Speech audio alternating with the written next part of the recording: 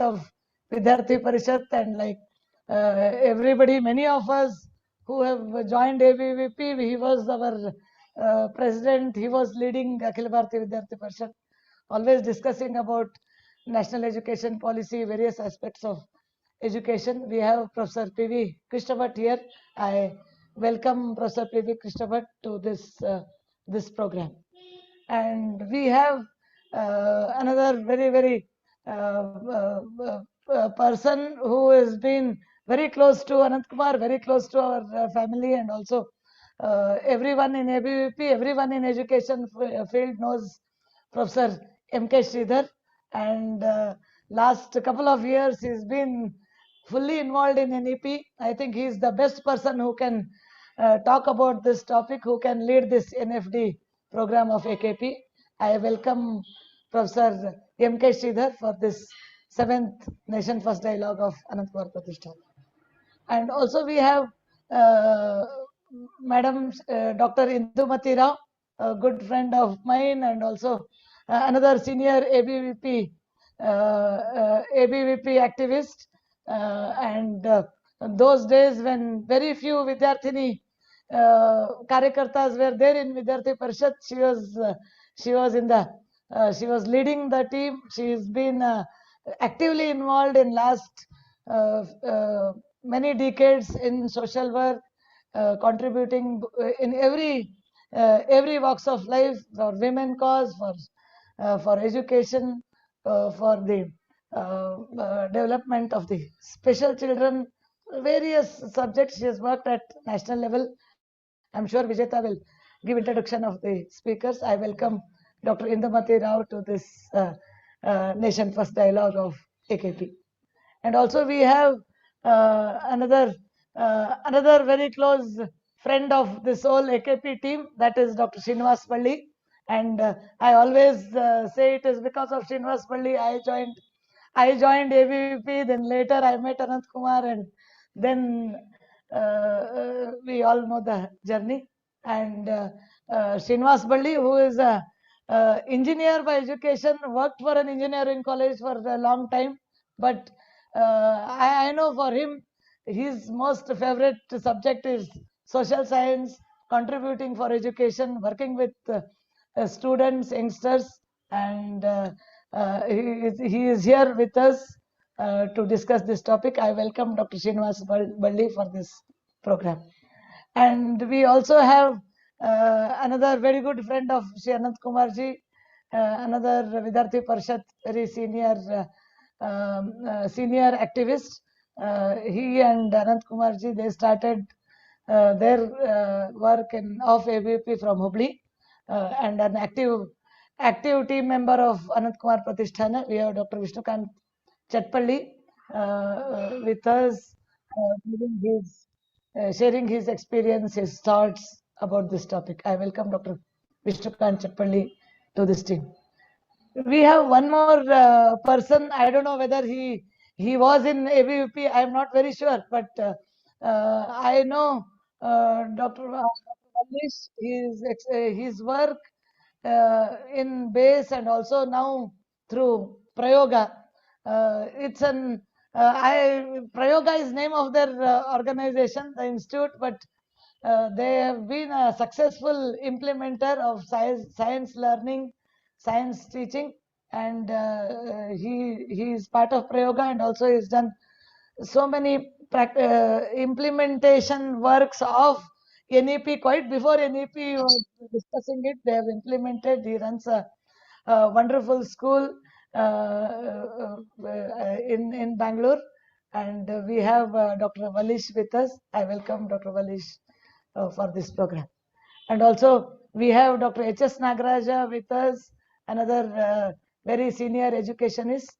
We have Sri N. Kumar, Justice N. Kumar, who was a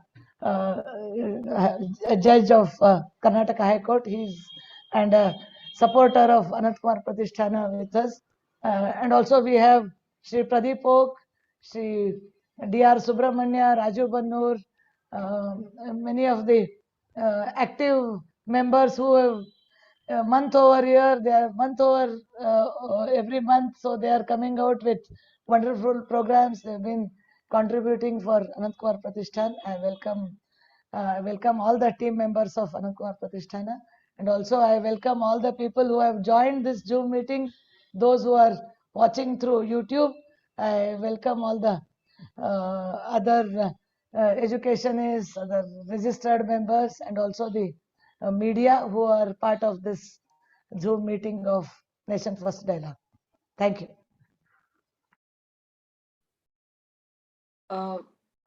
Thank you, ma'am. We have, as you mentioned, there cannot be a better panel of guests and speakers today to discuss national education policy. So this is national education. Before we get to the main event, I just want to introduce Anant Kumar Pratisthana to all our new viewers and this platform of Nation First Dialogues. Anant Kumar Pratisthana has been um, Anant Kumar Pratisthana is an institution started in memory of Sri Anant Kumar, is inspired by some of the principles he espoused, and continues. And our mission is to continue Anant Kumar ji's teachings and his dream of nation building through various projects. One such project is Nation First Dialogues.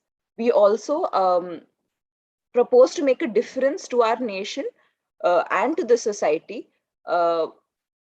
through by the teachings of Anant Kumar ji across various walks of life. So some of our main pillars in Anant Kumar Pratisthana have are leadership development and public policy research. The second is healthcare and preventive healthcare research, and ecology and green lifestyle. One of the first programs that have begun and have successfully been going on over several months is Nation First Dialogues. This is a unique interactive webinar series where we invite speakers and panelists from different walks of life who work or have a huge impact on a specific socio-political issue that is relevant to the society today. So today we also have plenty of questions that come in regarding this issue. So it's not just interactive between panelists, but also all the viewers who join us. During the registration, we collect questions and we make sure we try to answer as many as possible through the panelists we invite. So today our main speaker is Professor M.K. Sridhar ji. Professor M.K. Sridhar is a member of Central Advisory Board of Education, MHRD, All India Board of Management Studies at AICTE. He has served as the member secretary of Karnataka Jnana Ayojana, the Karnataka Knowledge Commission, and Karnataka State Innovation Council of Government of Karnataka. He, apart from this, as we all know, he has guided thousands of students, including me, through his strong presence in Akhil Bharatiya Vidyarthi Parishad. And it is my honor today to invite to you, sir, and hear from you your views and your ideas of Nation First Dialogues and your ideas of NEP. I welcome you, sir. I request you to please address the audience.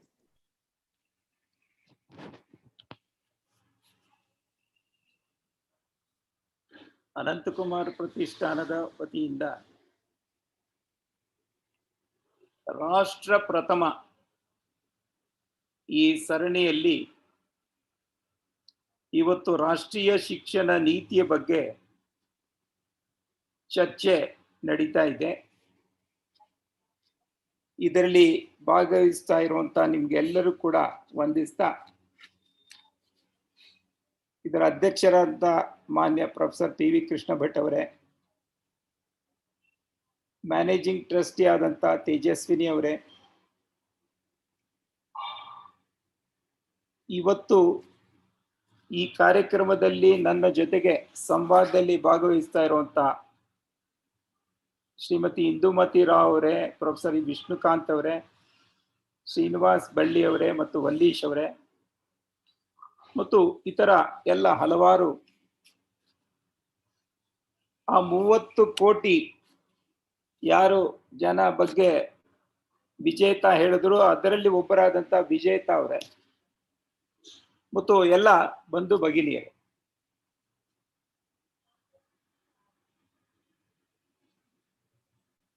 ನಾನು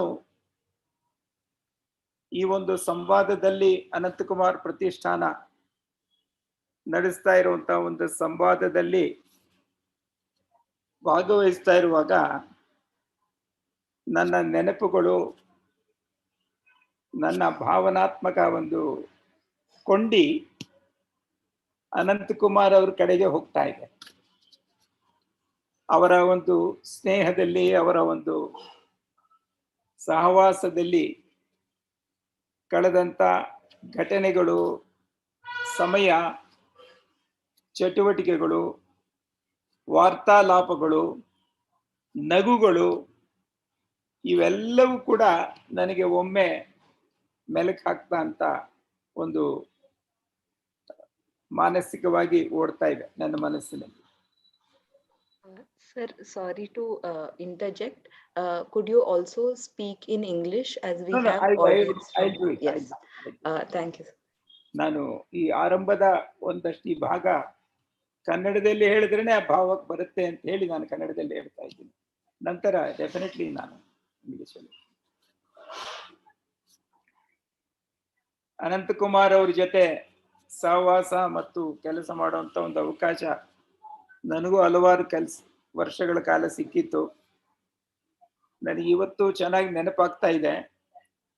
ನಾನು south end circle ಹತ್ರ ನಮ್ಮ ಮನೆ ಎದುರುಗಡೆ ಒಂದು ಆಫೀಸಿನ ಕಟ್ಟೆ ಮೇಲೆ ಕುಳಿತು ನಾವು ಅದು ಎಷ್ಟು ಗಂಟೆಗಳ ಕಾಲ ಸಮಯ ಕಳೆದಿದ್ದೀವಿ ನನಗೆ ಅರ್ಥ ಆಗ್ತಾ ಇಲ್ಲ.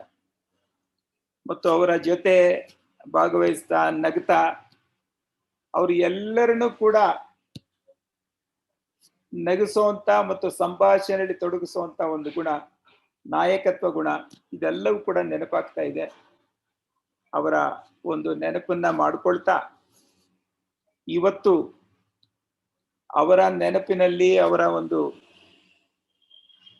ಸ್ಫೂರ್ತಿಯನ್ನ ಪಡೆದು ನಡೀತಾ ಇರುವಂತ ಅನಂತಕುಮಾರ್ ಪ್ರತಿಷ್ಠಾನದ ಕಾರ್ಯಕ್ರಮದಲ್ಲಿ ಭಾಗವಹಿಸಲಿಕ್ಕೆ ಒಂದು ಅವಕಾಶ ಸಿಕ್ಕಿದ್ದಕ್ಕೆ ನಾನು ಧನ್ಯವಾದಗಳನ್ನು ಹೇಳ್ತಾ, let me now start my own sharing of this about this national education policy.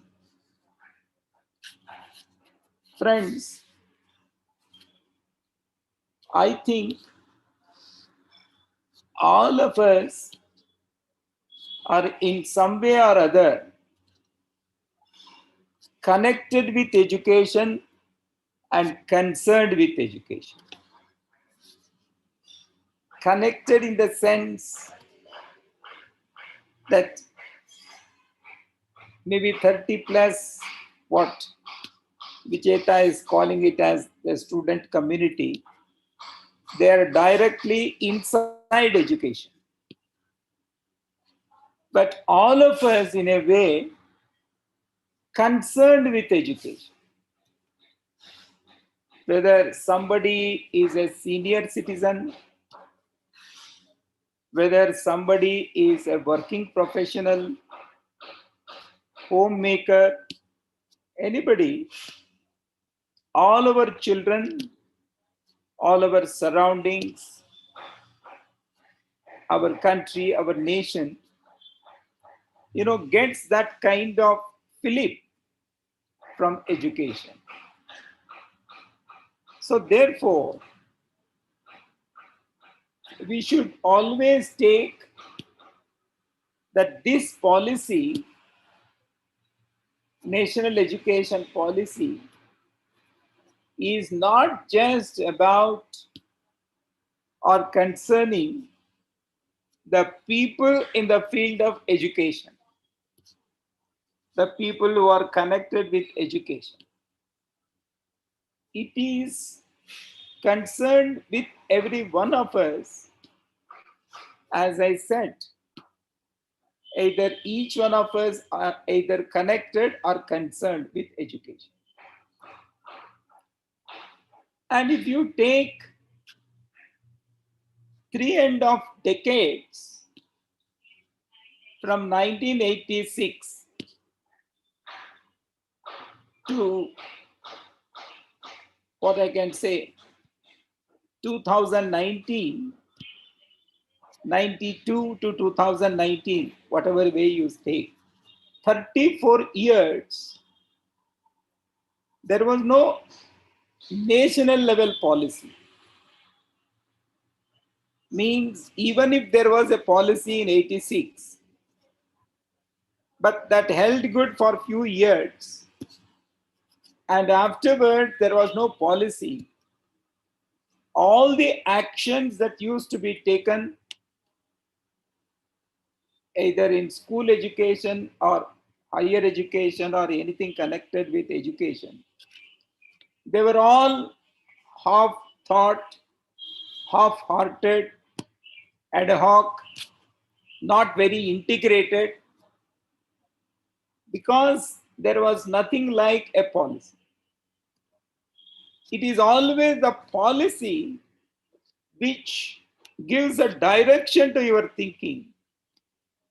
And if there is a direction to your thinking, there will always be action in that direction. If there is no direction at all, there may be action, but there cannot be a direction to the action.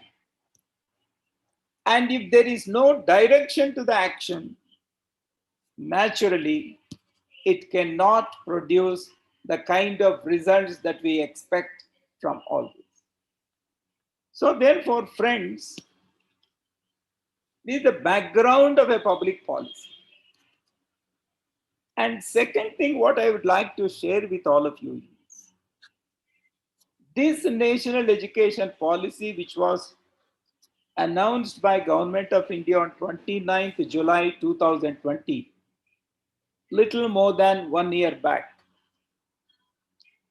is one policy which is considered by many, even very keen observers, that it is one policy which is the result of largest ever consultations on policy in the entire world. In the entire world, this kind of scale of consultation has not happened for evolving a policy. That means the participation of people from different walks of life is very significant. The entire effort started in January 2015, and finally the draft was submitted in 2019 May, and the policy was announced in 2020 July. So nearly 5 years, this entire process happened. At the grassroots level, at different levels, it has happened. And even after the draft report was submitted in May 2019, it was put on public domain, and you may not believe the kind of response that this draft got. Nearly 2 lakh plus comments were received. All that were looked into, examined, and finally the policy came out. That means whenever you think of a policy, it is the process of developing policy is also very critical. So participation is one thing, And that process, how you prepare the policy, and what are all the various steps involved. Let me not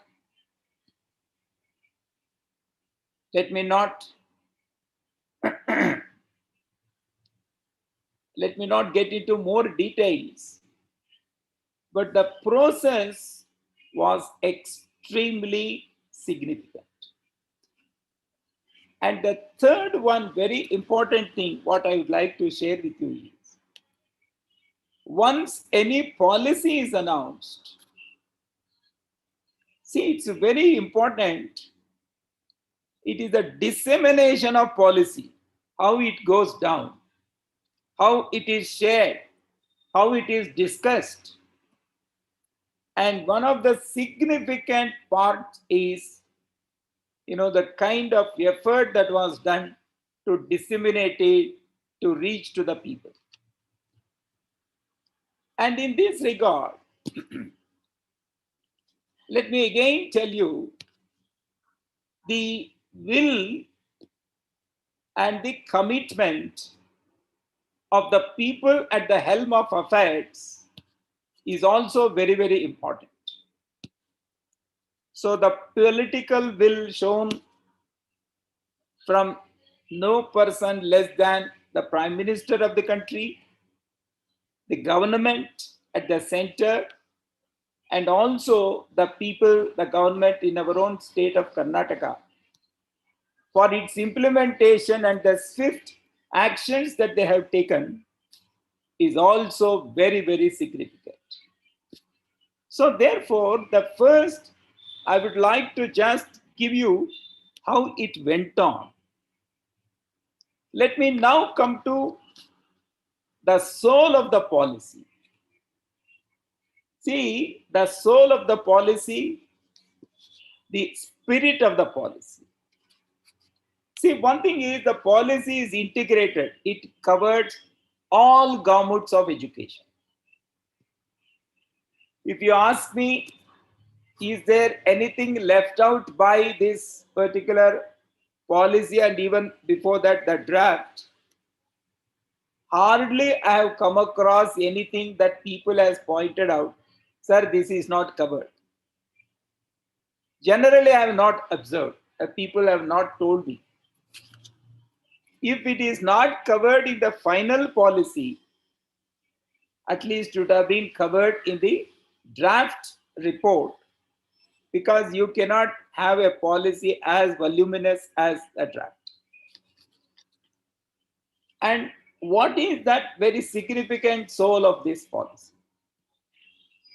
One very, very important thing that we have to note is, when it comes to school education, school education, the education per se was being started from the age of 5 or 6. In many states it is 6. In very few states it is 5 years. The first standard used to start from 5 or 6. First time, early childhood care has been brought under the purview of education. That's a very, very significant thing. So if you take that also, the education of the child will start from the age of 3,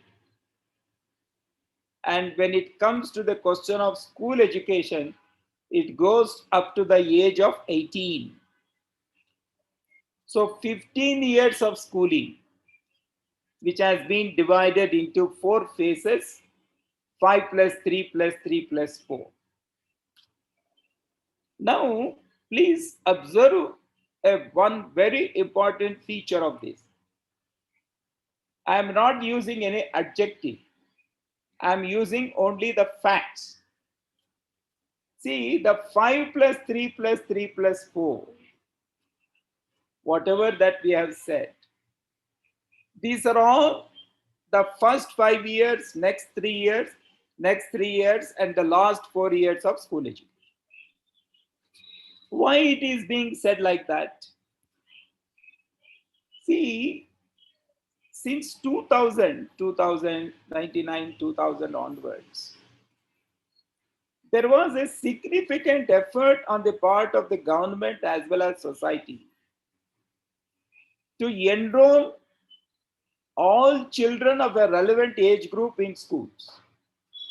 So there was universalization of education. The relevant age group child should not be left out of the school. So there was a huge enrollment that happened. And we have reached a stage that almost all children have been enrolled into the schools. And the network of schools, if you take the primary schools, especially within a range of 1 kilometer, there has become one school. So that is the kind of access that it has happened. That Sarva Shiksha Abhiyan, which was started during the regime of Sri Atal Bihari Vajpayee under the leadership of Dr. Murali Manohar Joshi, it is very greatly responsible for this kind of enrollment. What we realized in the policy is, now we have the children with you, but then a very, very important effort has to go on to give that kind of learning. And when it is a question of learning, learning cannot be in the same way for the children of all age groups. There has to be age appropriate education, age appropriate pedagogy, age appropriate interventions that are needed. And why we could afford age appropriate, that is primarily because all children are with you, most of the children are with you. Now the children will continue with you, therefore you'll have to make that age appropriate intervention. So that entire very basic principle has been brought into this policy. That's why you see 5 plus 3 plus 3 plus 4. In fact, this entire thing, one very important dimension that we have to understand in case of school education is, the kind of framework that you develop, the kind of ecosystem that you develop for the schools and for the children is going to be very critical. Unlike in higher education, it is the institutional framework which is important there, because the college, university, that is very much driven by institution. But when it comes to school education, it is the ecosystem and the framework are going to matter. And the kind of orientation that you are going to give to the children and to the teachers is very, very important. So therefore, the second important point of this policy is to improve, to really gear up the teacher education in our country. If you really want to make a difference to school education, it is a teacher. So that entire pre-service education of teachers, that was laid complete emphasis, and the policy has laid out that 4-year integrated teacher education program is going to be the minimum qualification for any teacher who is going to teach at any level of school education. If this can happen, that well thought out, that teacher education is going to make that difference. And couple of things with regard to the curriculum. See, when you talk of the curriculum, the entire issue of, your vocational education, academics, everything are brought together. There is no hierarchy between curricular, co-curricular, extracurricular, science and arts. All these things are brought in, and a very, very great emphasis on the Indianness, the Indian knowledge that has been taken care in this. And especially when you talk of the government schools, because Adamya Chetana, another body connected with the people involved here, you work with lot of children with government schools. And in order to make that difference to the government school children, a school complex concept has been brought in. 10 to 15 schools, government schools, will be brought under a complex. Complex is not physical complex, but it is a network, and all the resources will be shared, and a community will start working with regard to this. So this is primarily the features of the policy in school education. No doubt there is a secondary education, 11th and 12th, 9, 10, 11, 12 has been integrated. There is nothing like art, science, commerce kind of an approach. This is primarily the school education. I'll just take a couple of minutes to say about higher education. Then I think we can request others. Then we will spend more time on interaction. In fact, when it comes to the question of higher education, the very, very important 2-3 points that I would like to share. One is the entire higher education, which was very centralized, uniform, etc., centralized and uniform, etc., has been broken down, and autonomy has been given a very important point.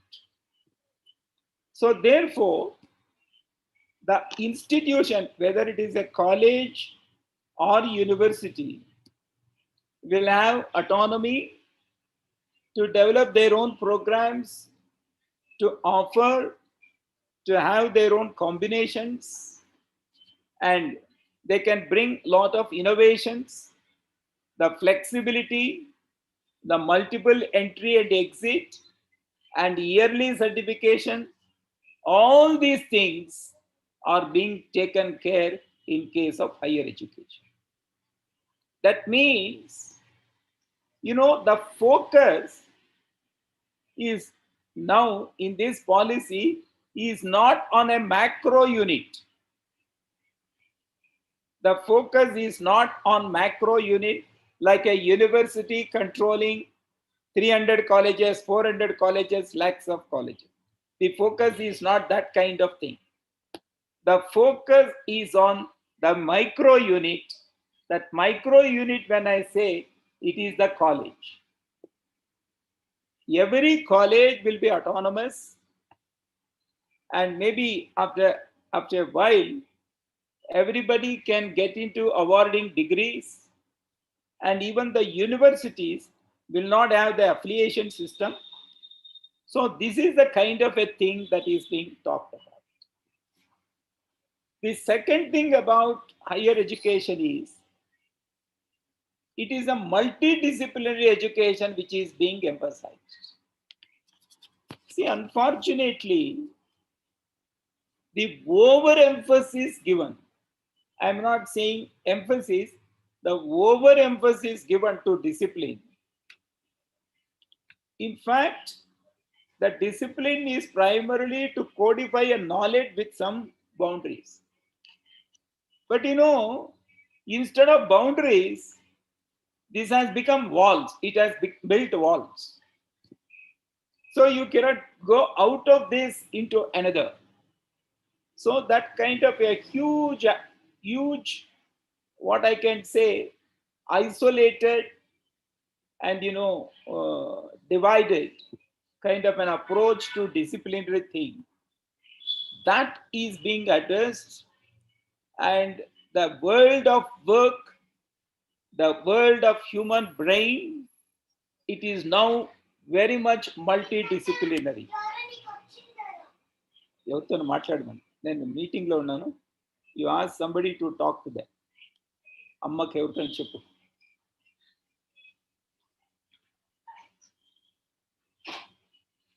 So here one very, very important thing that we have to note is,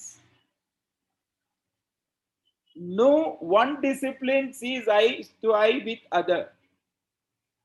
Everything had become very exclusive. And even the programs that are offered, they are single discipline programs.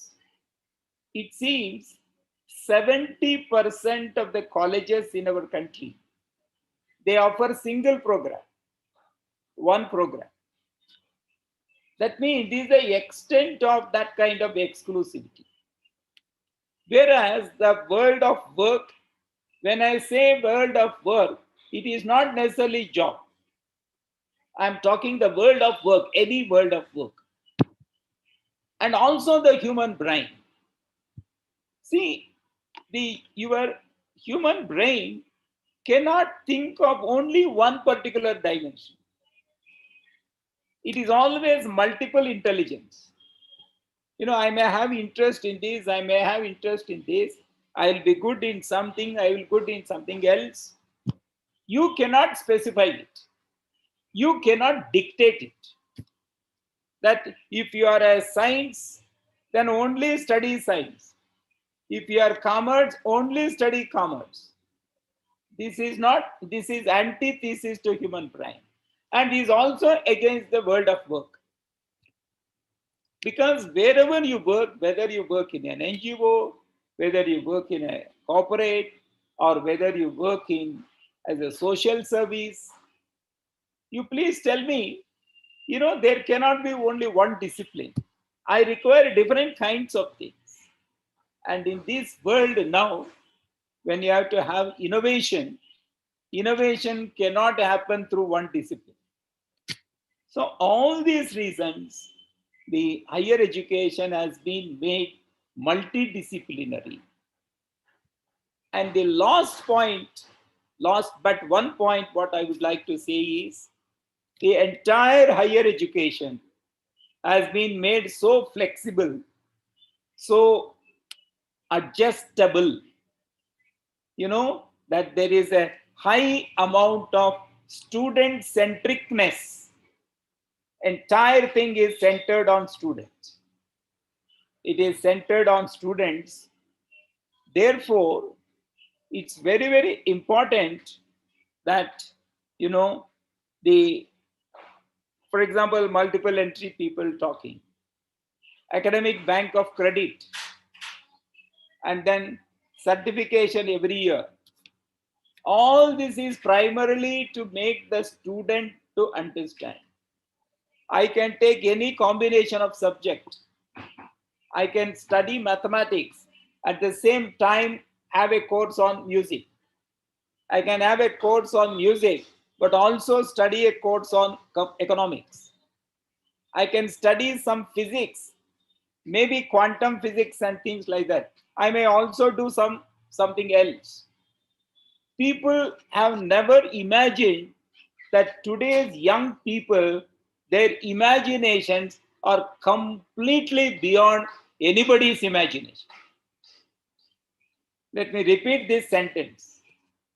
The imagination of young people of today is beyond the imagination of anybody, that they are like this.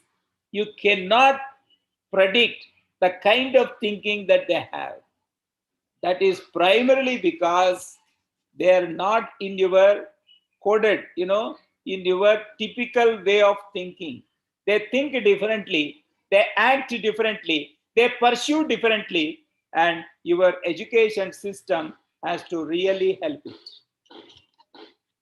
And the last point what I would like to say is, all your regulatory mechanism, the governance of institutions, all this must be to support this entire thing. So therefore, friends, I would like to take a break here with the point that, this is the general kind of little background to the policy and also the features of the policy. And I'm very happy that the state of Karnataka has become the first state to implement the policy. There can be some shortcomings in this, but still we have taken a big leap, and I think it is for all of us to respond and take it forward. Thank you. Thank you, sir. Thank you so much. That was a rather in-depth understanding that you have given to us, whether it is the very spirit of the policy, how it came about, the student centricism of it, the flexibility that it provides to students, the addition of early education, early child education, all these aspects, as you have correctly told us, that there are so many facets to NEP. So I want to quickly bring to light all the way. We have received hundreds of questions. We are flooded with questions from parents, from students, and other fellow educationists and teachers. So I quickly want to go into those questions, sir. I also want to bring in all the panelists and the other experts here today, along with MK Sridhar sir, of course, also providing his view on each of these. Firstly, there is a question on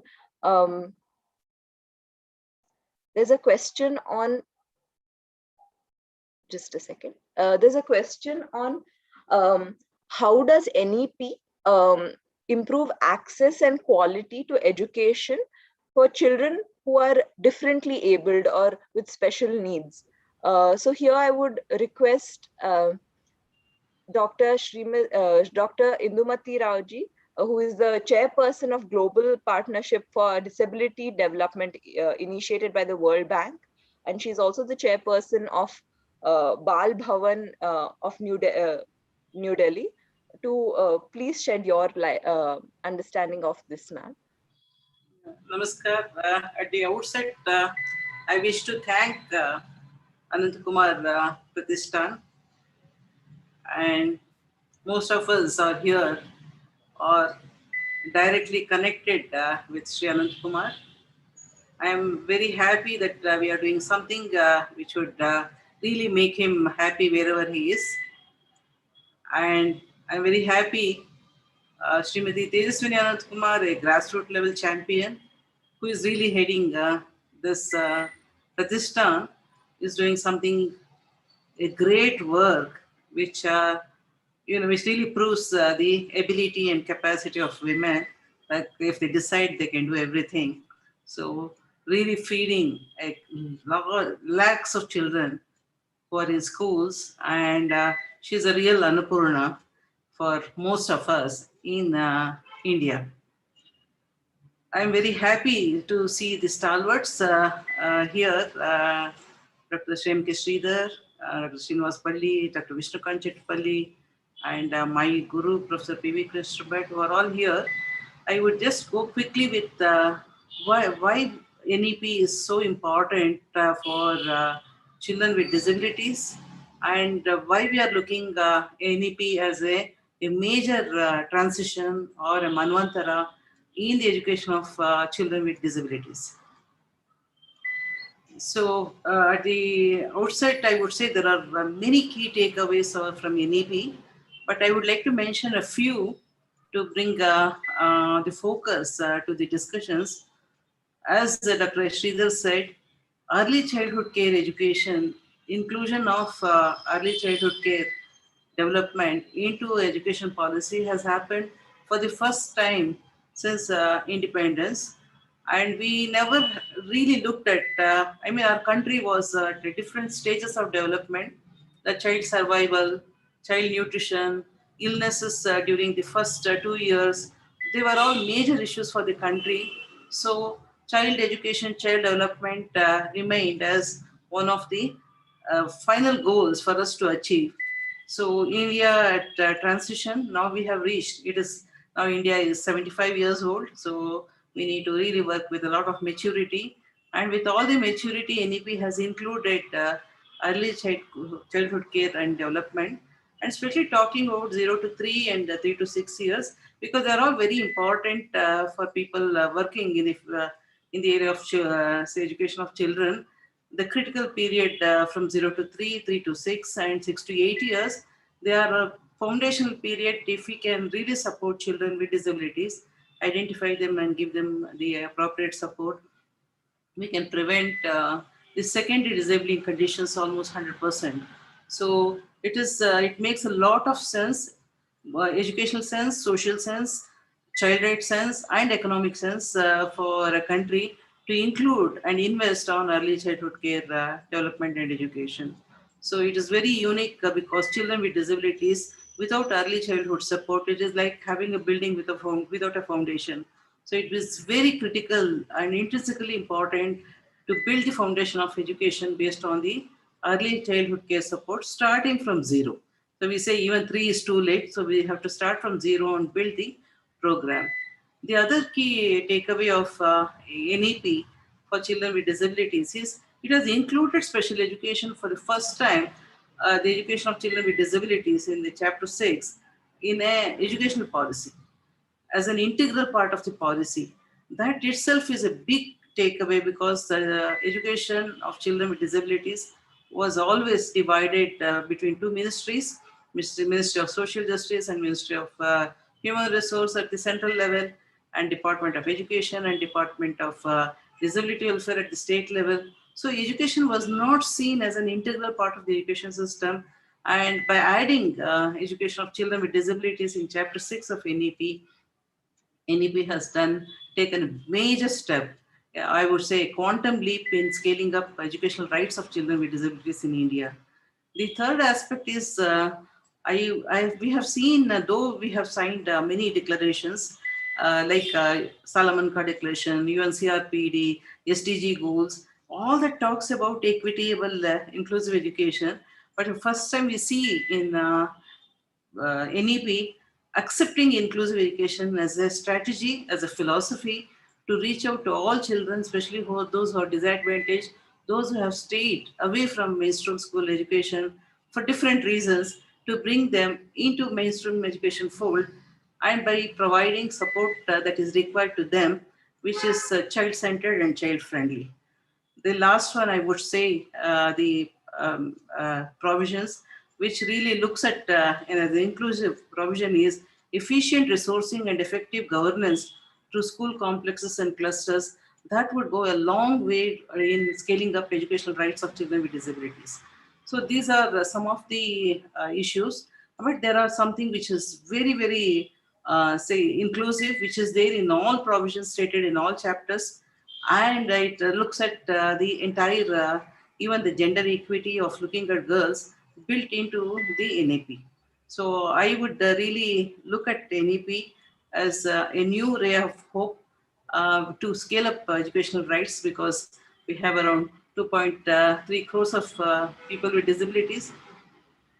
Nearly with 2011 to 2021, we say anywhere around 4 to 5 crores are waiting to be included in schools, and NEP really opens the door with opportunities.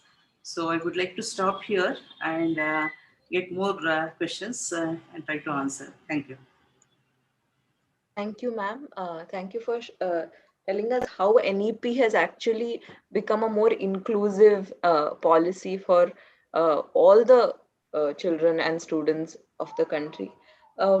We have another question, ma'am, here regarding girl child education.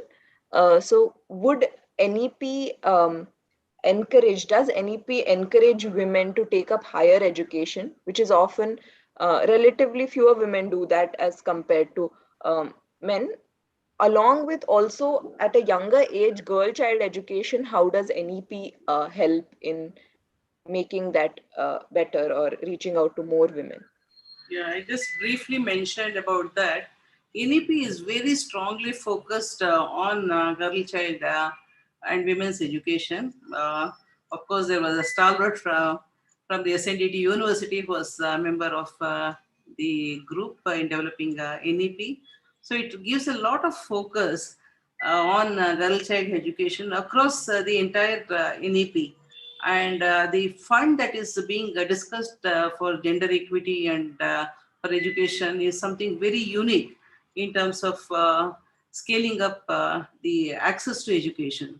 So the other indirect takeaways for girls is the skill development. Now I would see that as something is very, very important for girls and women, because those skills that they would get when in the secondary school when they reach, it will really prepare them for life. I would see that as a very important aspect of NEP.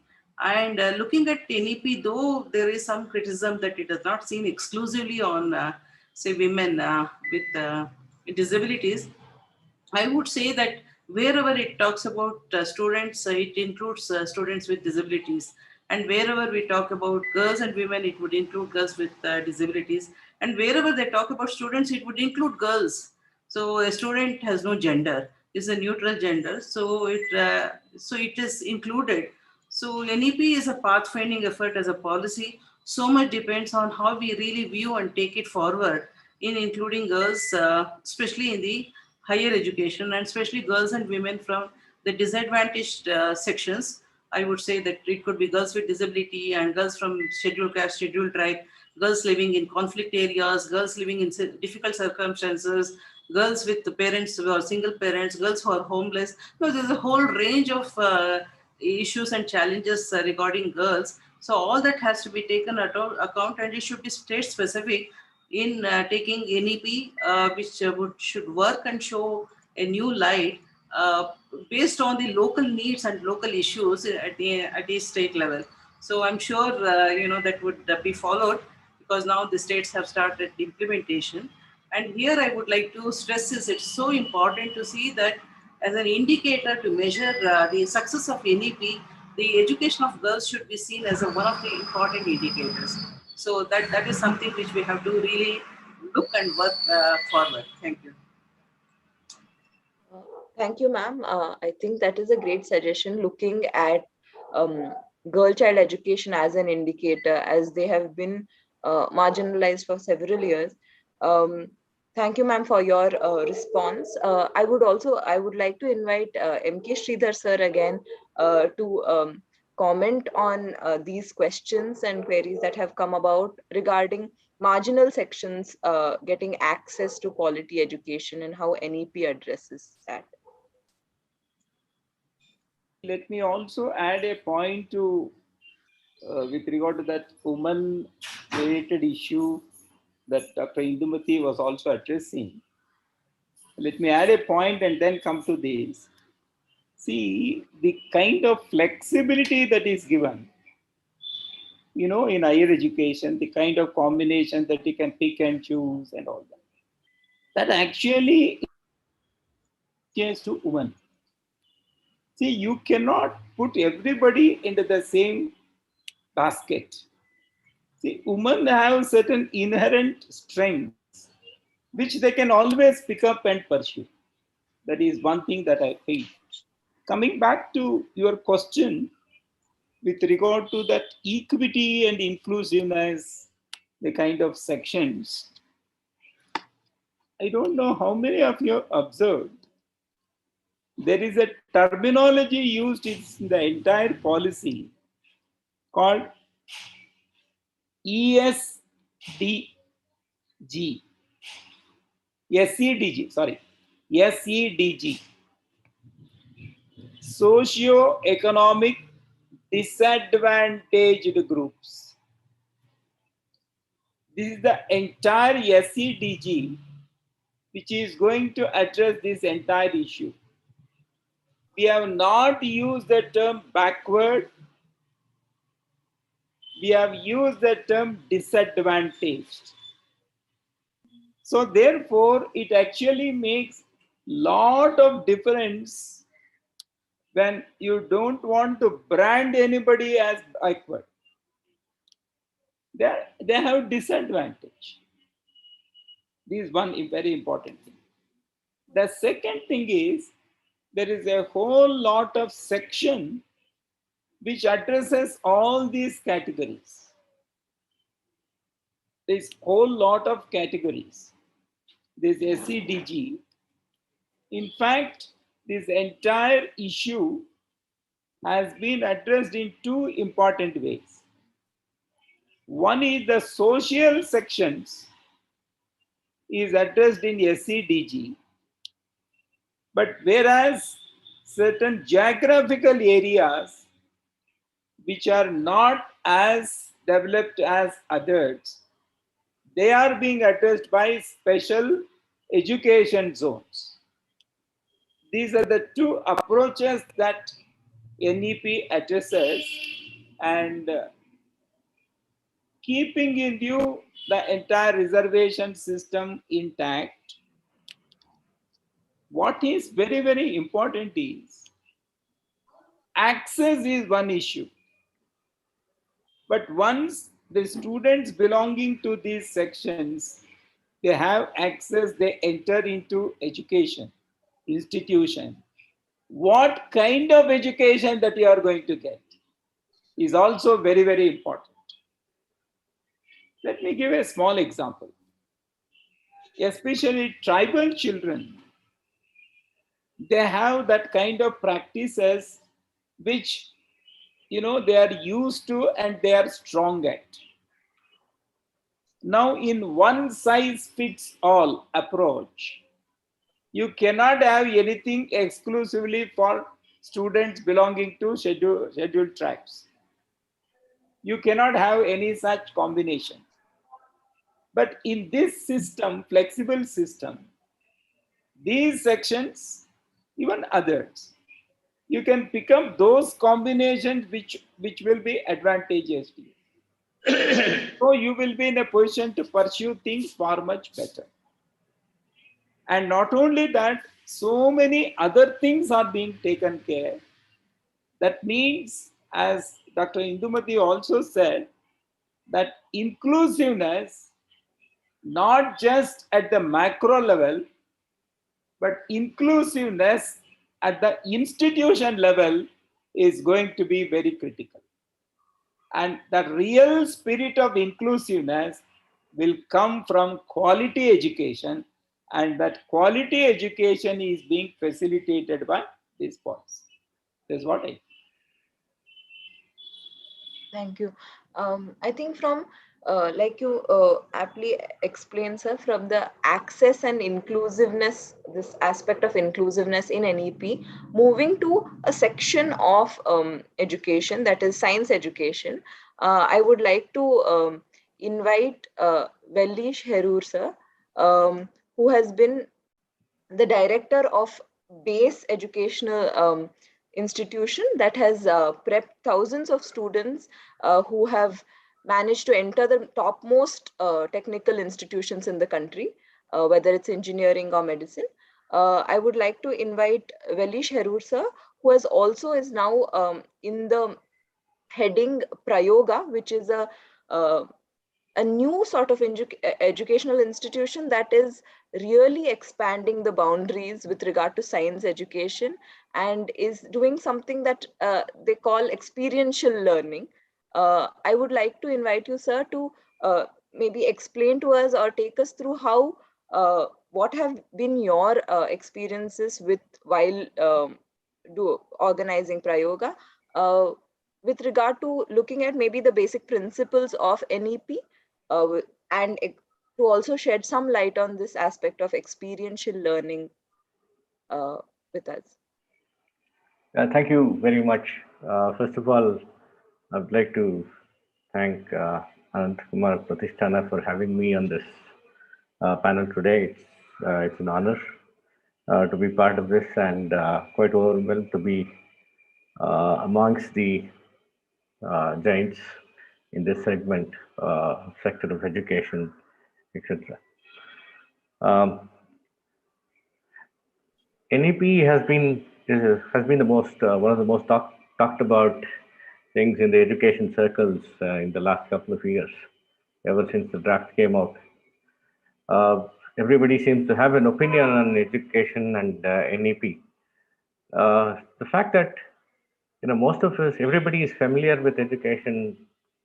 People have views about it, how it has to be changed, how what needs to be improved, etc. But most people understand education from what they see.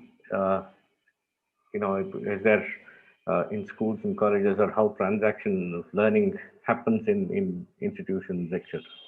Now, to create a policy for at the national level, the magnitude of what NEP has come about, I think the sheer complexity involved is something that needs to be really appreciated and lauded, because it's not just about what is taught or what how children learn in the schools, but it goes far beyond that. It starts with understanding the basic human nature, understanding what education is about, the philosophy of life, to understanding the administrative structures, the learning pedagogy methods, so on and so forth, behavior of students, teachers, the kind of domains that NEP tries to address is simply mind-boggling. Having said that, um, my experience has been predominantly in the school level uh, segment, training students uh, primarily in the domain of science. My interest and the area of work also has been in the area of pedagogy and content, etc., and been involved in education research of late. Now, the notable uh, uh, Dr. M.K. Sridhar, uh, you know, has talked about NEP, uh, and nobody understands. Very few people understand school level education and NEP the way he and the way he is articulated. And probably there's so much more that we can understand from him given time, etc. But I would uh, limit my uh, discussion to a couple of points which are notable in my view. One is NEP says that the standard pedagogy in the schools should be around experiential learning. That means learning by doing, etc. Uh, now this is very different from what we have practiced in our schools in the last 7 odd decades, or even prior to that. So most of what we believe, what we have had in the schooling learning environment is providing information to students. We somehow believe that the knowledge that are there in books are very important, and it is very important that a student acquires that knowledge. Now, acquiring knowledge is just one part of it. Uh, one of the best definitions of education that I've come across is something that has been given by Professor Hiriyana of Mysore. It says the true objective of education is to form the mind, not inform it. That's a very, very powerful idea when, it's about forming the mind. So just informing the mind, informing a student or helping him acquire knowledge is simply inadequate, and that cannot be called as education in its completeness. So so how do we do it? Then forming the mind is something that has to happen from within. Manasina vikasanavagಬೇಕು, something, it has to evolve from inside. And as Einstein puts it, the only source of knowledge is experience. Everything else is information. So thereby, if somebody says he has his body, has acquired knowledge, it primarily comes through experience. Books or other sources are just mediums of getting that information across to that individual. So it has to be the experience of an individual that will make him richer, that will make him understand the world better, the world that will make him understand, uh, transact with the world better, and live with probably harmony with himself and the rest of the world. Now, if experiential learning, that is learning by doing, is the way children have to learn in our schools. I think there is nothing better than that. Now we have a huge challenge to be able to shift from the current modes and what we have ingrained as the method of teaching and learning in our schools to experiential. It's a huge challenge. Now, having said that, we intuitively understand that learning by doing is much better than getting a student to sit in a class and listen to what the teacher says. It not only helps understand a student understand things better, but that is the way you build competencies in an individual. See, at the end of the day, ಸಾಮರ್ಥ್ಯ ಬೇಕು. ವಿದ್ಯೆ ಅಂದರೆ ಸಾಮರ್ಥ್ಯ ಇರಬೇಕು, ಕೇವಲ ವಿಷಯ ಸಂಗ್ರಹ ಅಲ್ಲ. ಈ ಸಾಮರ್ಥ್ಯ ಬೆಳೆಸಬೇಕು ಅಂದರೆ it has to be experience. A student has to use the ability, should get more and more opportunities to use the abilities that are innate. The more opportunity somebody gets and the right opportunities a student is provided, greater are the chances of him or her acquiring the competency for that are required for life. And that is exactly what NEP also says. It says that to close the gap in the achievement of learning outcomes, classroom transactions will shift towards competency-based learning and education. So building competencies, if it has to be the focus, as I said, we definitely need to move away from the current pedagogical practices to more, which is completely experiential in nature. Now, experience not only helps somebody understand better, but what also comes with experience is tremendous conviction about the acquired knowledge, which today that is tremendously big, missing in our society, because we have kind of depended too much on bookish knowledge. We've always put a higher premium on what is there as knowledge in books than what an individual has acquired through his or her own experience of life. I think it's very important that while we recognize that books are sources of knowledge, the real competency or real knowledge lies in individuals, which every individual acquires primarily through his experience. So this is a major shift, and I think that this would be a game changer in terms of helping the society at large move up in terms of what the understanding of the world around, and in terms of what the society can contribute, individuals in society can contribute overall. So this is a significant change, and science as a subject is something that has to be learned through experience. So the kind of work done at Prayoga is we started this work time in 2015 based on our experience of training students at school level science. What we've built is created content entirely the experiential way. That means the current information, the way the current textbooks are created, is more to provide the information the right way for somebody to acquire.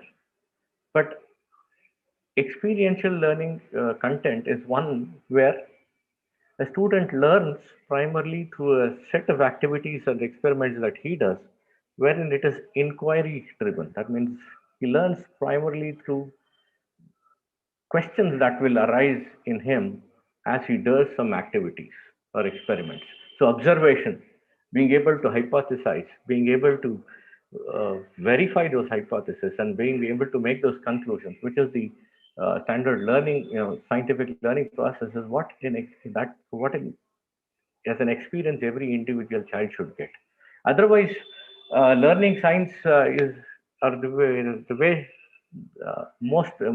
in most places science is taught today or science is learned today is not different from where history is taught. In history, you say, okay, Akbar did this, Aurangzeb did this, someone else did this. But in science, we say Newton said this, Kepler said this, or Fleming said this. We tend to be giving to our children products of science. That means the basic principles and ideas of science that have been discovered or by scientists, but they've essentially followed the scientific process to be able to make those conclusions. So, to be able, what our children in our schools need is not just awareness of what are the principles and scientific laws that have been discovered by scientists, but the ability to make those conclusions all by themselves. So it is extremely important that we enable students to acquire the capability of going through the process of science. So products of science and process of science, the right blend is essential to be able in a good science curriculum, and that is something that we've been working on. We've built completely for class 6 to 10. So, and the other important aspect which needs to happen is if learning has to be competency centric, or if it is all about building competencies. Now the evaluation also has to change. If we change the evaluation to be competency centric, only then we would be changing the teaching learning process. So that's another very important aspect that we need to take care in terms of our implementation, I guess. But that's again a huge challenge because evaluation is one of the trickiest parts of education, and it takes tremendous amount of effort and to change the mindset and attitude, uh, and not just the structuring the evaluation in our schools and colleges. So that's a very important aspect that I bring would like to bring to attention. While we experiential learning, etc., is about getting every child to have a better learning experience at the school level, which is designed to have make the individual more competent. We also need to look at the other end of the spectrum, not just the bottom of the pyramid, but the top end of the pyramid. We need to create leaders of tomorrow, leaders in every sphere of life, every domain of knowledge. In fact, NEP makes a very, very poignant observation and remark that students that show particularly strong interests and capacities in a given realm must be encouraged to pursue that realm beyond the general schooling curriculum. That means the one size fits all approach should be done away with, and those students who are capable of becoming the leaders in that particular domain of knowledge, should get an opportunity to go beyond what the school system has to offer, or the schooling system should be capable of creating an alternate path so that we are able to catapult such people to becoming the leaders at a global level in the future, including creating the best scientists that we need. Because, one of the accusations about India is that we don't produce good scientists, and I think it's very, very important that we are able to create extremely good scientists for our country, because that is also a significant indicator for the progress of the nation as such. So we're also working on creating Sorry, as part of just education. to interject you, sir. I'm Yeah. so sorry. Yeah. I just thank you for sharing, sir. Yeah. But I just had to move to the next question, Yeah. just in the interest of time. Yeah, absolutely. But I think just to sum up what you very correctly pointed to us is not to actually just read science, but to do science. And I think that's really an eye opener for many of us that Prayoga is actually doing that. And I've visited your campus, and all of us just hope that we were there as kids. So I think I would like to tell the audience also to definitely visit Prayoga, and I think it's definitely like a path-breaking institution. Now, sir, Thank you so I much would for the thank you, opportunity sir. to share a few Just thoughts. in interest of time, I want to quickly move to the next question. I would also request the speakers to keep it brief here on, just to in interest of time and the questions that have come in. So we have with us Srinivas Balli, sir, Professor Srinivas Balli, who is the Vice Chancellor of Ruptunga University with us today. He has uh, tremendous amount of knowledge on implementation and challenges that NEP could face. And I would like to ask you, sir, that today we have many graduates who are seen to be unemployable due to the lack of suitable skills, like even Wellish sir was explaining to us. Um, has NEP taken into consideration of this aspect of truly skilling our youngsters and the students? How have these vocational training been designed, and is it something that the industry is also, has the industry also been kept in mind while designing this vocational training that is being added as a significant part of NEP? Buddy sir, if you could just um, briefly explain to us how this is being done in NEP and how this will help youngsters or graduate level students today. Thank you very much, Vijeta. At the very outset, I thank Anant Kumar Pratisthana for arranging this dialogue. This is the need of the time, actually. And as Vijeta has mentioned, now the real challenge lies ahead. The implementation part of the education policy now has been already accepted, and we are about to implement. At this stage, the challenges we are facing are many. As far as the employability is concerned, of course, it's a holistic approach.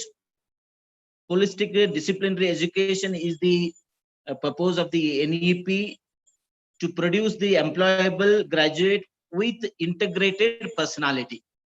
So in view of this, vocational education is the part of the anybody's education nowadays. It's not just mere the professional students uh, as it was earlier. Even the arts, science, any other graduate students will have exposure to these vocational courses now. So in general, 50% in an understanding among the educators, 50% of the study is focused on the core subject, and remaining 50% is focused on such vocational courses, ability enhancement courses, skill enhancement courses, and such things. So all these efforts may help us, we expect like that, may help us to make the graduate more employable. However, as the industry link with this concern, with this aspect, it's really very difficult. I don't know how, it's really a challenge for us also. Will the industry be able to provide the internships to all the students? It's a big number. If you take, it would be a really very big number. I don't know whether the industry will be in a mood to provide such a facility to the students. However, AICT has made an effort in this regard, have brought the industry into the fold, and provided number of internships, and that may help us to address this kind of problem. Now, the real challenge to implement the NEP, to be frank with you all people here in the dialogue, being in the helm of the affair, because I have to implement in my university, and having discussed with many of the vice chancellors, I feel pity that even if the NEP is to be made to known to many people, those who are the stakeholders of the education, like teachers, students, parents, educational institutions, administrators, and even the bureaucrats. Many of them are waiting for some guidelines. When the guidelines comes, then only they start working. Now they haven't scratched their head, they haven't gone through it. It is to be percolated. That is the actual fact whenever we discuss with the people of the authorities concerned. So that's the one, what shall I say, naked truth we are coming across. And the role of the main stakeholders like teachers and students is very, very important here. Unless and otherwise they take it seriously, they dedicate for this, it's difficult to fulfill this way. I mean, the purposes of the NEP with the spirit it has been framed. This is what I wanted to mention here. I had a pleasure of having worked under the guidance of people like Krishna Bhattji and MK Sridhar and Anand Kumar and Vishnu Kanji.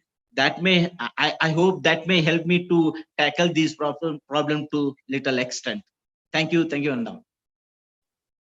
Thank you, sir. I think you really pointed out to us what are the on-ground challenges and your view as leading an institution. I think that provides us a lot of insight on how NEP will play out in our daily lives.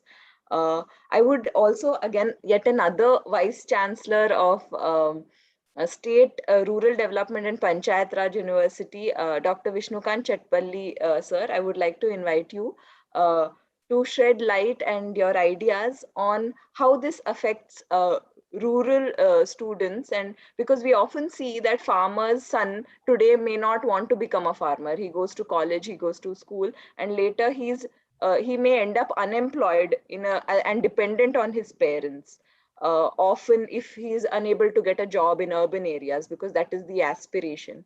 So how do you see this NEP impacting rural students and the rural population of the country?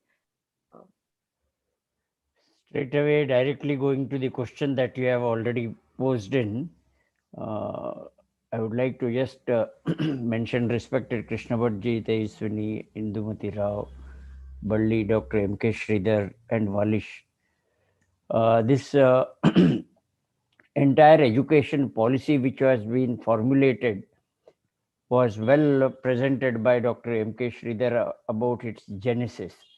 Now, if we go through the overall structure of this education policy which has been formulated, there are 27 chapters, of which major chapters are being allocated in the initial stage on the school education, and the other chapters, which is up to chapter 8, is up to school education. From chapter 9 to chapter almost 19, it is on higher education.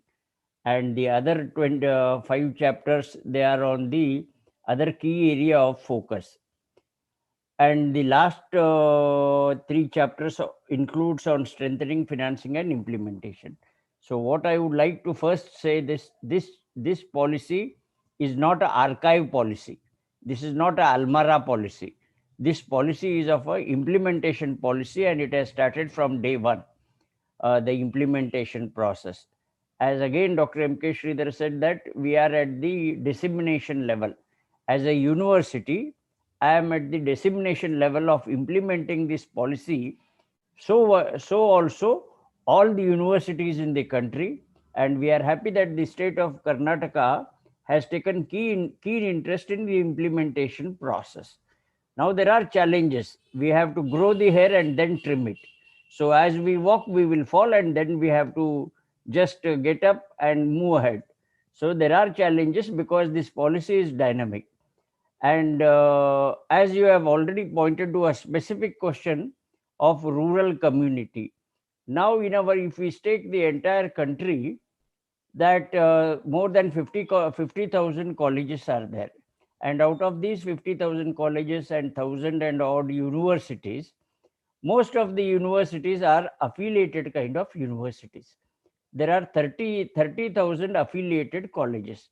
And in Karnataka, ours is a unique university which is catering to the rural areas. Now, our focus is on rural development and the Panchayat Raj system. Now, this new education policy, whatever Dr. Sridhar has said, it is going to be the provision which is provided in case with multidisciplinary approach, with autonomy, developing on your own program. Now, in this particular chapter of education, where he has already mentioned about equity and inclusion in higher education, energize the capability and more holistic and multidisciplinary function. And in this particular aspect, the large mass of students, those who come to the university or higher education over the period of time where the GER has to be improved, is from rural, disadvantaged, backward areas. Now, this education policy has got both the advantage of developing a holistic personality. It is not only developing employees, but at the last, at the end of the education policy that has been mentioned, it is for developing Atmanirbhar Bharata. So if we have to become Atmanirbhar Bharata, then this entire education has to be reimagined. That's what Bali, you had asked the question, and in the chapter 16 of the education policy, the occasional education has to be reimaged. The skill education, skill ability is to be inbuilt in this. So as a rural development university, I have an advantage of integrating multidiscipline with skill ability, with experiential learning, and trying to make these students who come in this education system not as job seekers, but make them job providers. The entrepreneurial ability, self-employment, whatever we are talking of, make in India, startup India, digitizing India, all these concepts which are aspirational to the younger generation. MK Sridhar referred to another point. Imagination of these people, students, are very high. All these things can be, which was not there in the previous system, as a implementation, dissemination of all these things. And there is a focus of technology. You mentioned about how this helps in technology, how this helps for the rural students, how to take this. See that again, the concepts of this policy is to be applied in the content curriculum design so that the implementation can happen. So what we want to bring in through this education system is what could be the graduate attributes, what could be the learning outcomes, how it can be student centric, how it can be made experiential learning. All these aspects of implementation, especially for transforming rural India, because transforming rural India and become Atmanirbhar, self-reliant. If we have to become self-reliant, that is to be oriented in the education. So I am highly confident with the kind of effort that is being made at the national level, state level, and all the bodies and other universities in implementing, disseminating this national education policy at the ground level. There are challenges, and these challenges we have to overcome as we walk further in implementation. And with the kind of support of the government and the bureaucracy and the educationists, I think over a period of time, we can certainly bring India as a game changer. Thank you. Thank you, sir. Thank you for telling your, as you mentioned, you are the disseminator of this policy at the ground level. And thank you so much for providing us insight on how this will take place. I would like to bring MK Sridhar sir back again into the discussion and ask him a very popular question that has come several times in this during when we announced this session, was this idea of including the mother tongue, which has been emphasized in NEP.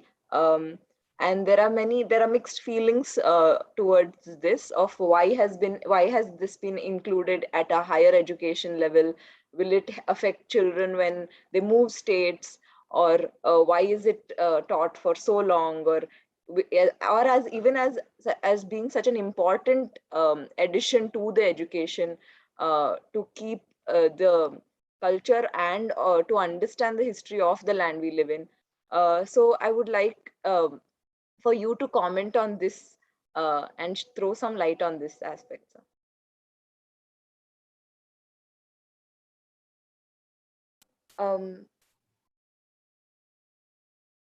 So you're on mute. Yeah. I think. I was expecting this question. Any discussion on education policy without language is not complete. That's why Vijeta is raising a question towards the end of the debate. Fine. Okay. See, the mother tongue related issue, whatever that you raised, let me very, very briefly get into 2-3 points. One is the policy has brought out the importance of language all through, starting from your early childhood up to higher education. This is one. Second thing, second thing is multilingualism is going to be advantageous to you in the contemporary world. That's also very, very clearly brought out. Third, when it comes to the question of mother tongue, local language, home language, regional language, it says mother tongue / local language / home language / regional language.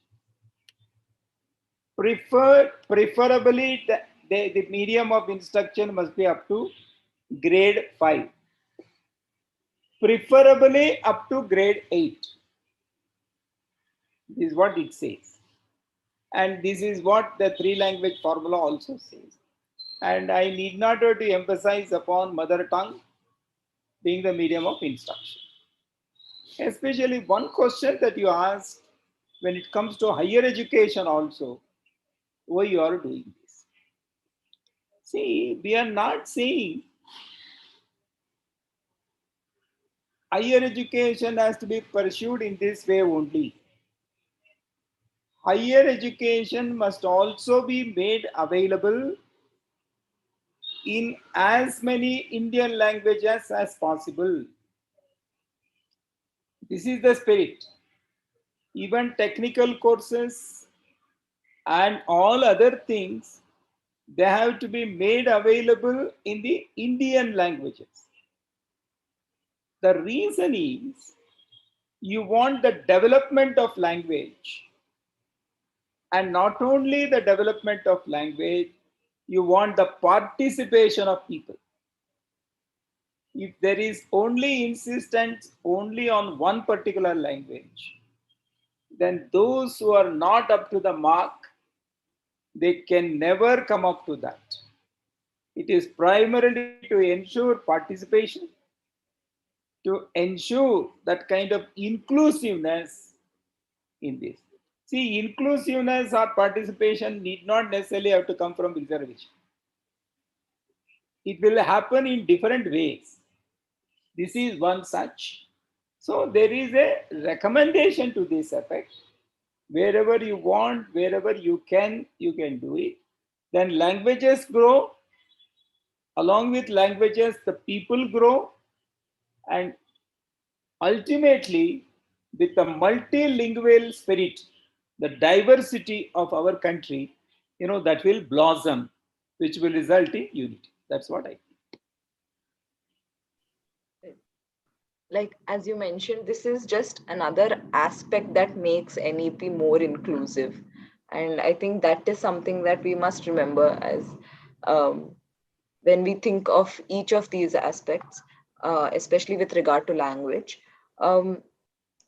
So there are so many more questions about various different aspects of NEP, but due to the lack of time, I would like to make an announcement that we are taking down all these questions, and we want to answer as many as possible from your help, sir, and from other panelists here today with us, and put the answers out on our website so that everybody can access it. I thank. Vijeta, Yes, sir. Vijeta being young, Yes. I have a small request. Yes, sir. When the session is happening, we ask people to raise questions. They send questions and they ask. Yes, sir. But somehow, Vijeta, Yes. many a time we see that we don't follow it up and respond back to them. Yes. Yes. This is not fair. So if you can ensure Yes. that the questions come to us, we reply Yes, sir. and take them back to them, Yeah. I think we also want the inclusiveness and participation of the questioner. That's very, very Absolutely. important. Absolutely, sir. And to make us more accountable, we will put it all up on the website so that everyone has access to all the questions. We will definitely follow this up, sir. Next, I would like to call P.V. Krishna Bhatt, sir, here with us, who to give his presidential remarks of the session. And I request you to please keep it to 2 or 3 minutes, sir, in the interest of time. I welcome P.V. Krishna Bhatt, sir.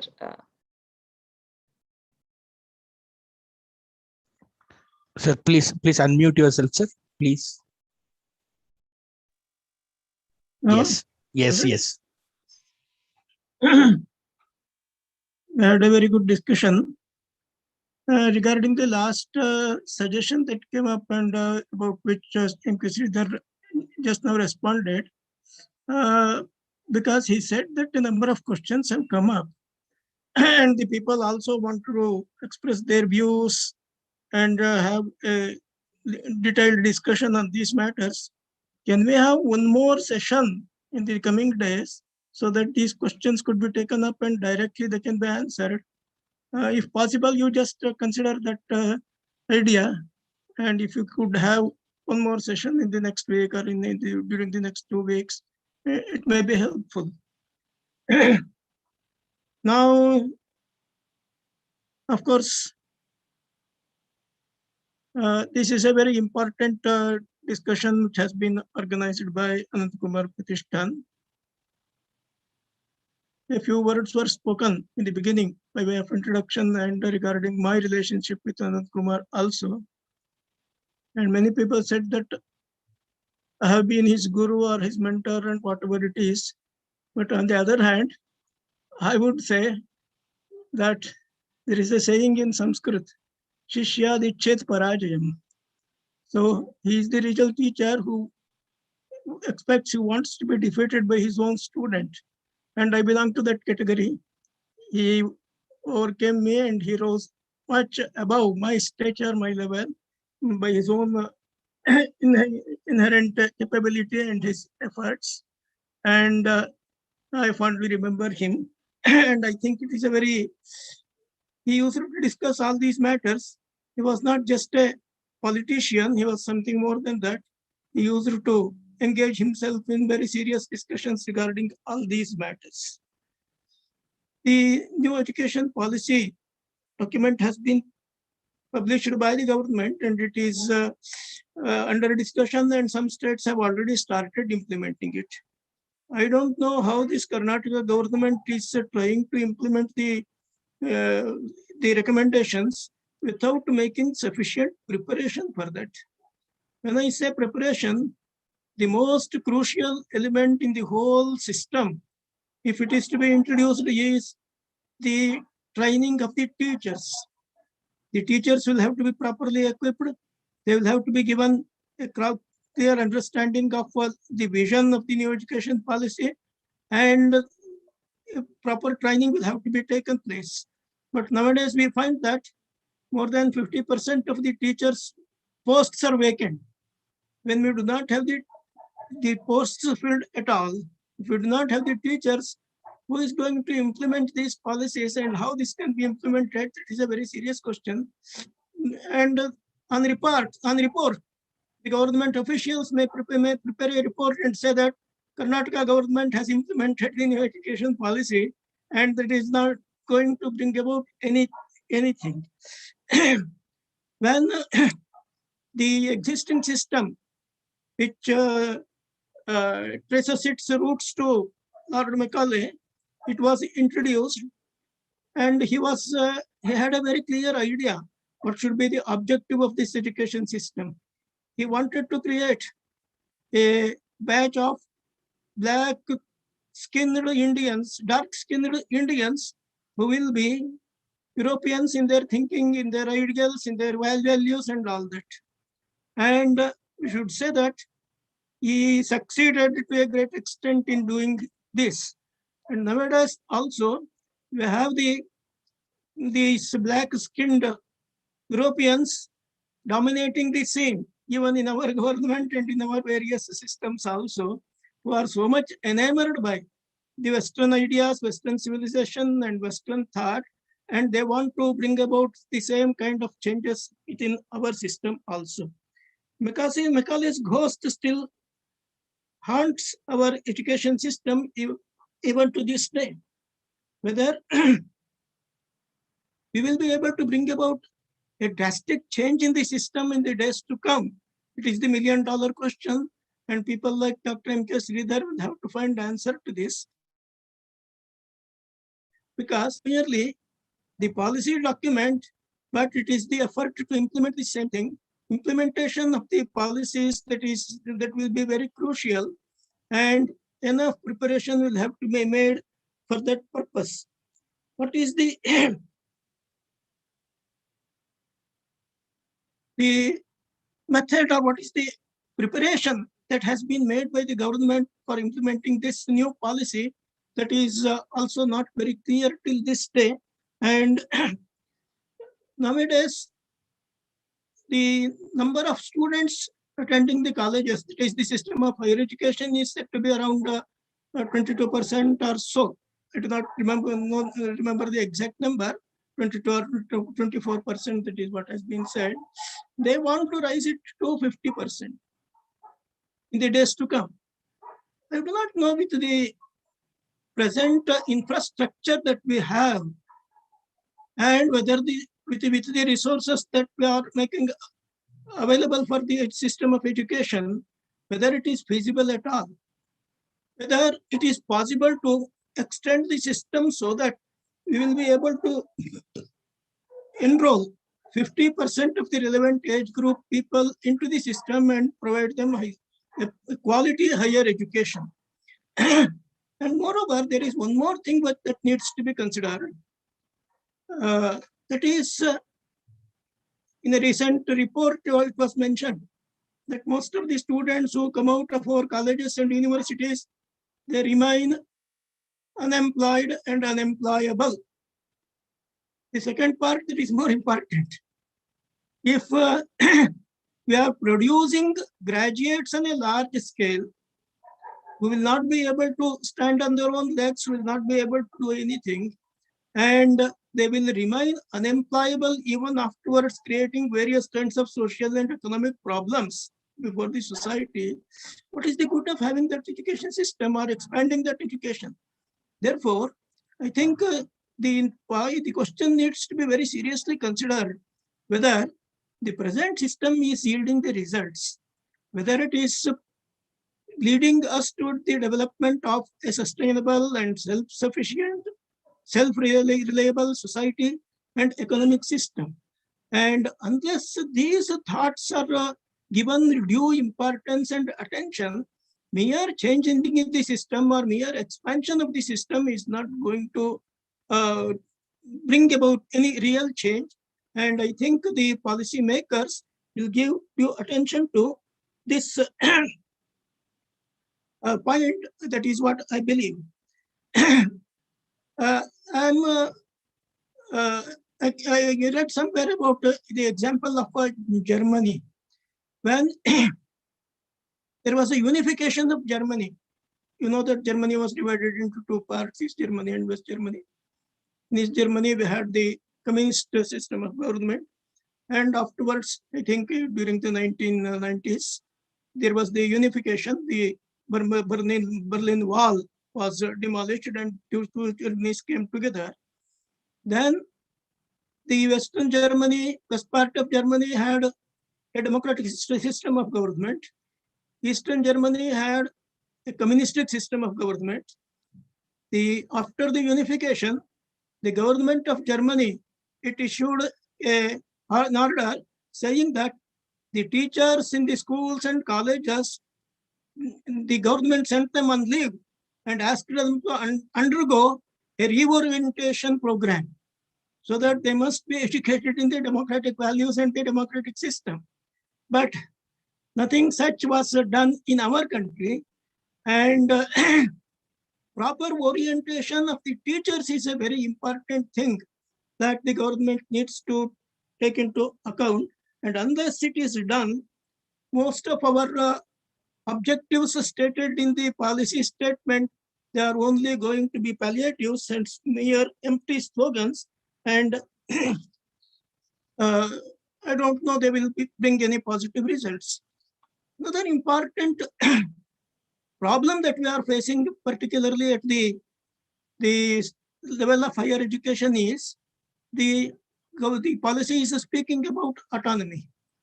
No doubt autonomy is the most important thing, and the educational institutions must be autonomous. They must have the freedom to design the syllabus, conduct the examination and everything.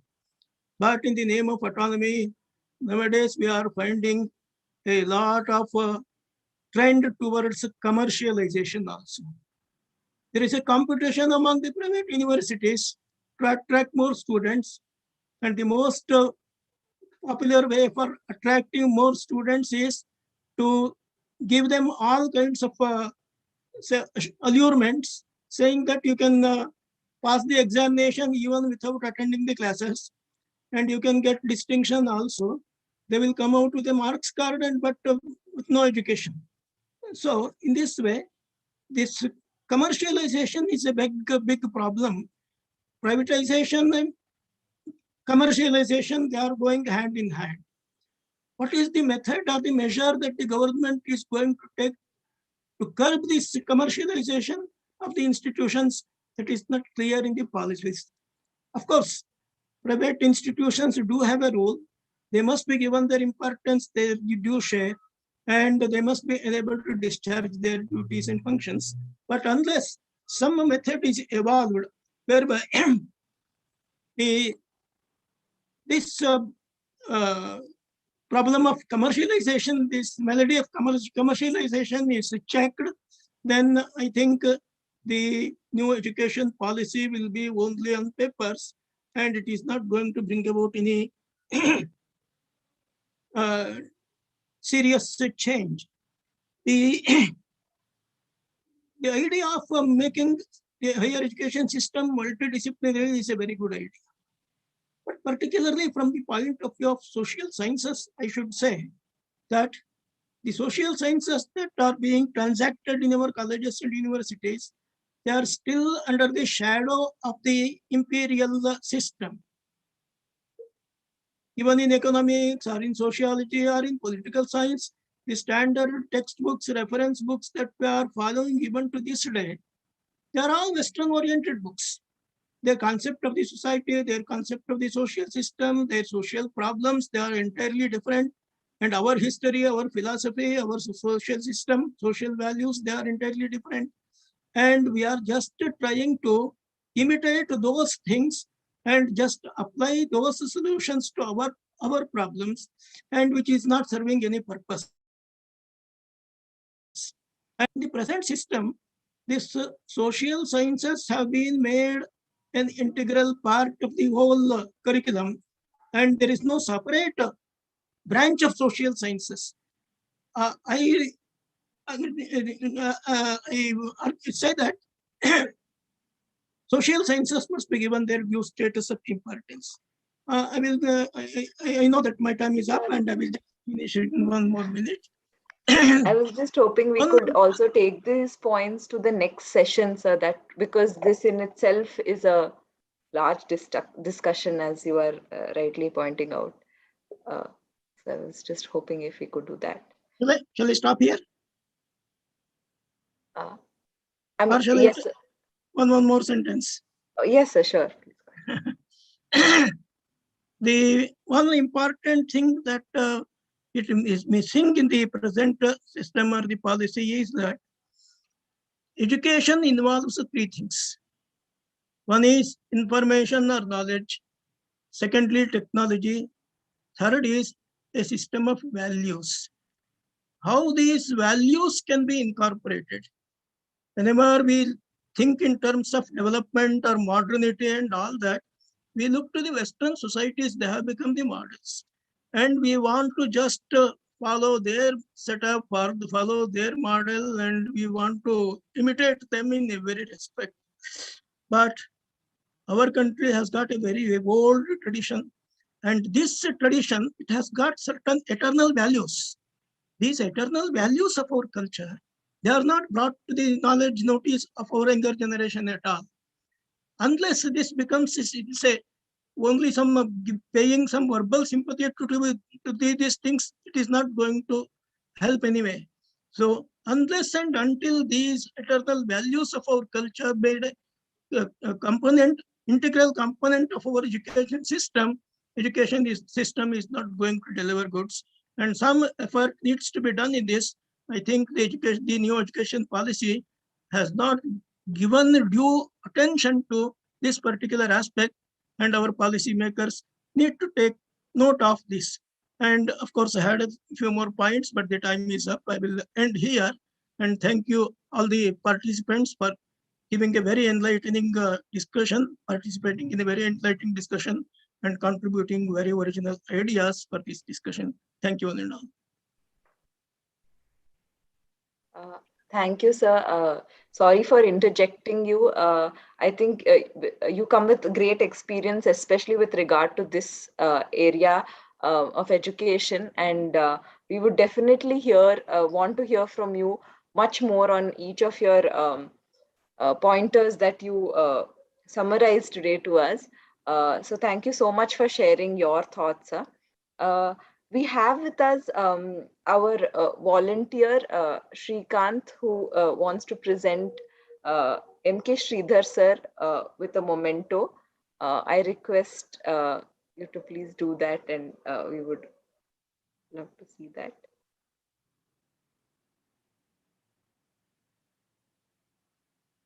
Is he there at his residence? Yes. He is at MK Sridhar's house. Presenting the memento designed by AKP. There it is. Yeah. Thank you so much, sir. You're on mute, sir. Thank you so much, sir, for taking out the time to honor this session with your presence and all your ideas. Yeah. Thank you, sir.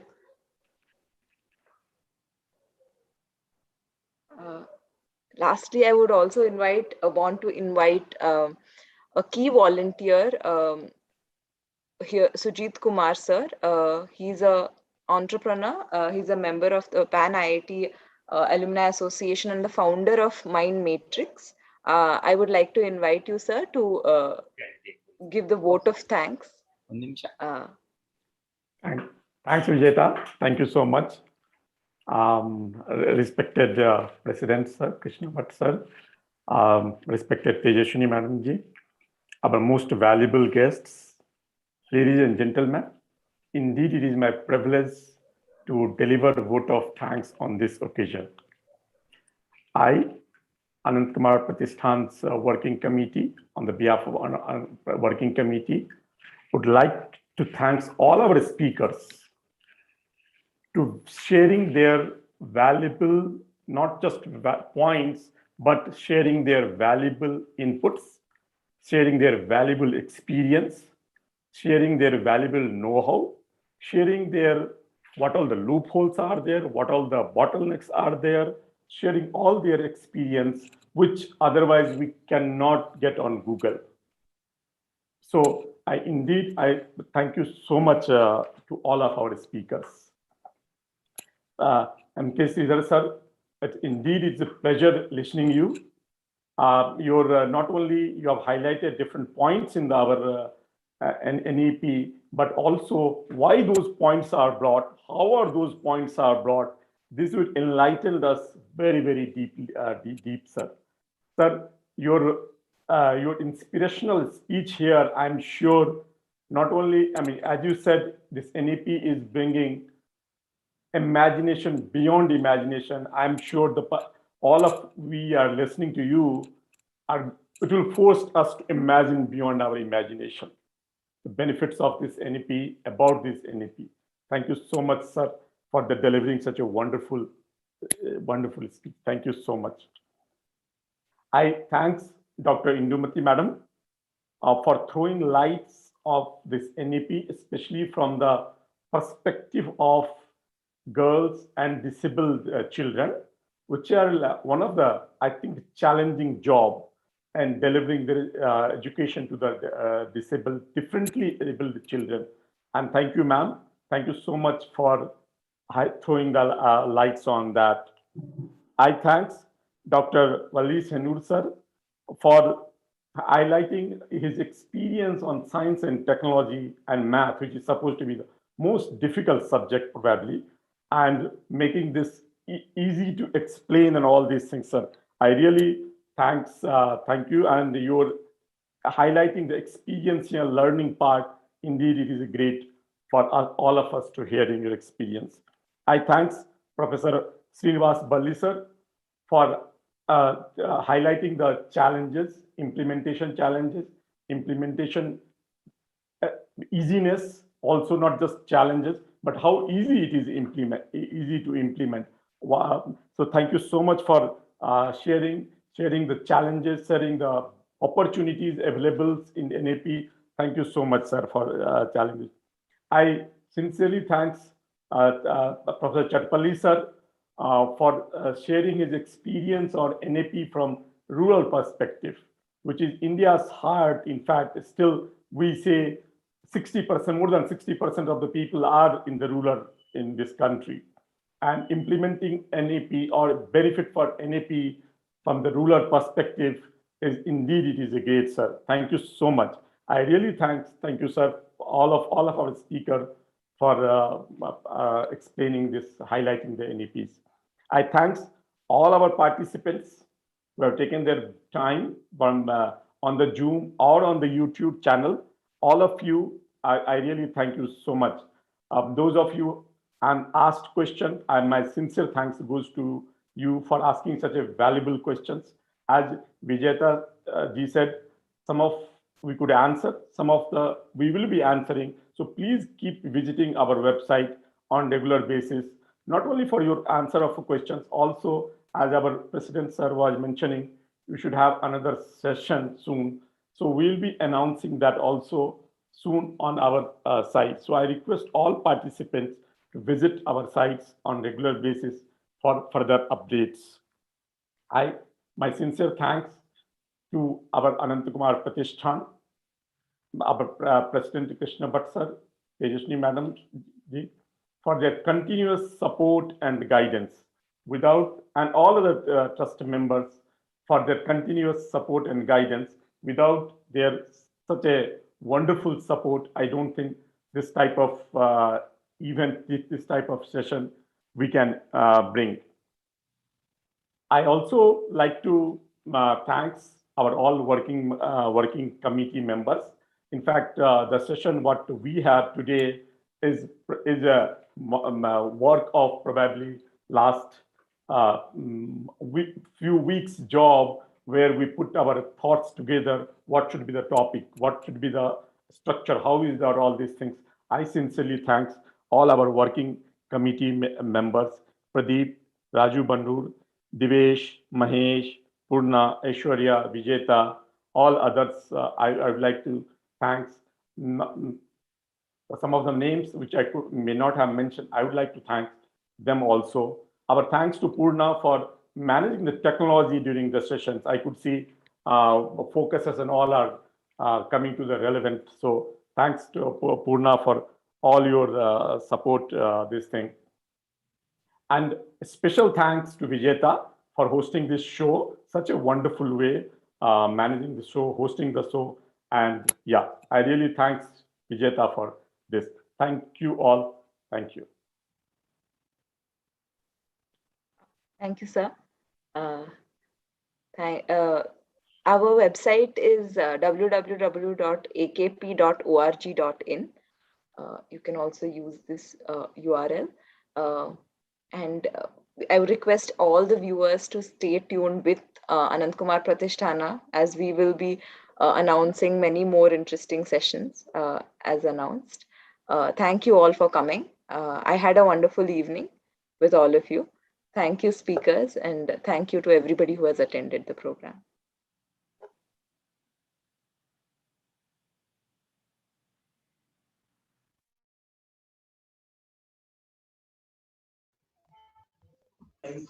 Participants, you can use this QR code or link for your valuable feedback. And also you will get a participation certificate. So please do scan this, or you can go to this link. Thank you.